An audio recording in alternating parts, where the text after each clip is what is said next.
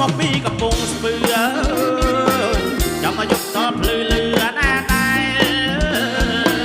ថាយាយយើងខ្ញុំមិនសូវចេះក្រែលើចាតែណាដែរមកយកតភ្លឺ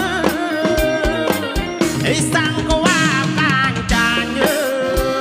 យចាំមកអូនសាយស្ញាញ់បងសាយស្ញាញ់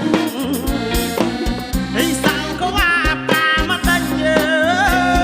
យចាំមកអូនសាយស្ញាញ់បងសាយស្ញាញ់អីសាំងក៏ว่าកាកំផ្លោមអើយចាំមកបងលេងផ្លោកអូនលេងផ្លូវអីសាំងក៏ว่าកាលពៅអើយចាំមកអូនលេងផ្លូវបងលេងផ្លោកអីសាំងក៏ว่าកាអំពើអូនថាបងជិលបងអាសាដែរ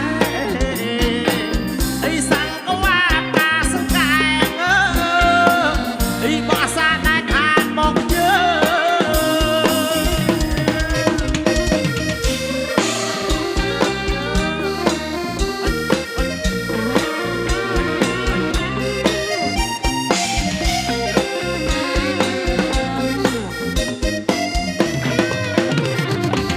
ថាយាយយើងខ្ញុំមកពីកំពង់ស្ពឺ